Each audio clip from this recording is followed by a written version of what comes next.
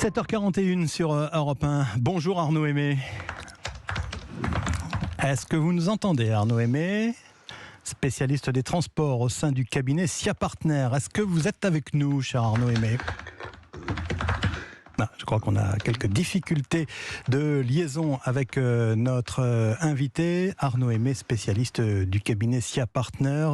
Je regarde nos camarades de la régie. Finale, est-ce que nous avons finalement en ligne Arnaud Aimé? Bonjour Arnaud. Est-ce que vous m'entendez? Bonjour. Bonjour.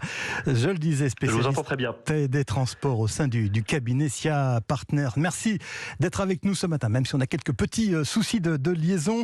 Alors, je le disais, dans le prolongement de l'enquête de nos confrères du JDD hier, jamais les Français n'avaient autant pris le train pour les vacances. Vous l'avez lu peut-être avec nous hier, Arnaud Aimé. 18 millions de billets vendus cette année.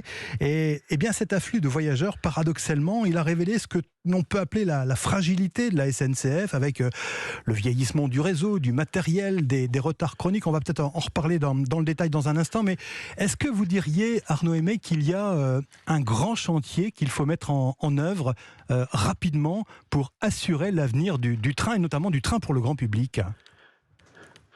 Oui, il y a un chantier à mettre en œuvre et tout le monde en a conscience aujourd'hui, et c'est quelque chose qui fait plutôt consensus. Pour aller au-delà des trains de la SNCF, sur l'ensemble du système ferroviaire français, de l'infrastructure que vont emprunter la SNCF et les concurrents, on est face à un réseau vieillissant qui souffre d'un manque d'investissement depuis une quarantaine d'années. Alors certes, l'État et les pouvoirs publics remettent de l'argent maintenant depuis une dizaine d'années, mais il y a beaucoup de retard à rattraper. Un chiffre qui est assez parlant, c'est qu'en France, l'âge moyen de l'infrastructure ferroviaire, il est de 30 ans. Contre 2 fois moins en Suisse, par exemple, c'est seulement 15 ans suite à beaucoup de travaux d'infrastructure qui ont été menés. Donc comme l'infrastructure, elle est vieillissante, eh bien les risques de panne se multiplient d'une part, et puis d'autre part, c'est une infrastructure qui est moins capacitaire. C'est-à-dire que quand il y a beaucoup de trains qui circulent, eh bien on peut pas garantir la ponctualité de ces trains. L'état du réseau et du matériel ferroviaire français, il est vraiment en dessous de la moyenne par rapport à nos pays, d'autres pays européens? Alors là, je citais tout à l'heure la comparaison avec la Suisse. Oui. En France, c'est 30 ans d'âge, la moyenne du réseau. En Suisse, c'est plutôt 15 ans. Même en Allemagne, on est plus proche de 17 ans, pour citer un grand pays. Donc oui, l'infrastructure, elle est notoirement en dessous. Sur les années 80-90, il y a eu beaucoup d'investissements, et puis 2000-2010 encore, sur les lignes à grande vitesse, le développement de nouvelles lignes à grande vitesse. Ça s'est fait aussi au détriment des autres lignes, des lignes classiques, celles qui hébergent le trafic intercité, et aussi les lignes TER régionales. On va en reparler, oui. Même l'Île-de-France, où circulent les trains de banlieue, a longtemps souffert d'un manque d'investissement. Ça se rattrape aujourd'hui, alors que ces réseaux-là, en particulier le réseau de banlieue d'Île-de-France, c'est celui qui est largement le plus fréquenté. C'est la moitié des trains qui circulent en France qui circulent en fait en Île-de-France, entre Paris et la banlieue. Jean-Pierre Farandou, le président de la SNCF, estime à 100 milliards d'euros la somme qui serait nécessaire pour améliorer tout ça, et notamment pour renforcer, doubler le trafic dans les 15 ans. Est-ce qu'on en aura les moyens ?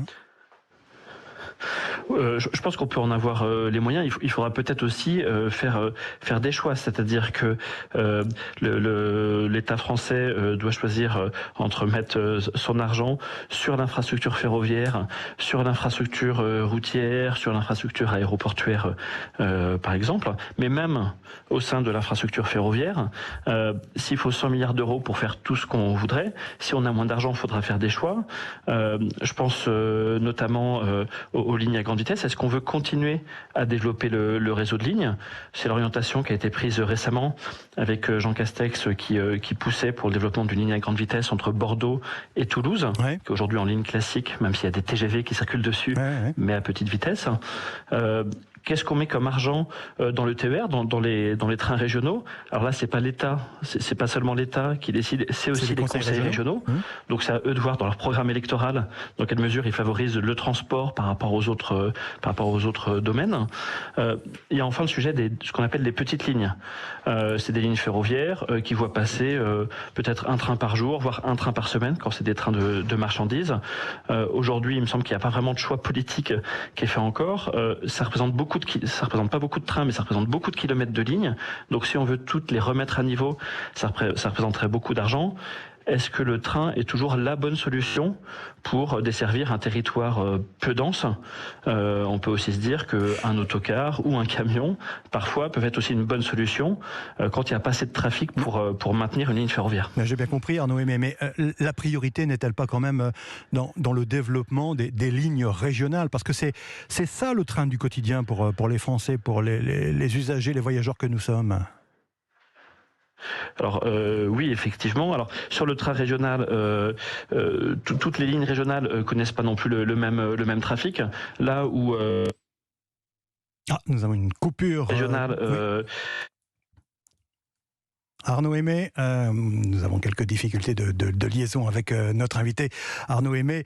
Merci d'avoir été en ligne avec nous malgré les difficultés de liaison. Je rappelle Arnaud Aimé que vous êtes spécialiste des transports au sein du cabinet SIA Partner.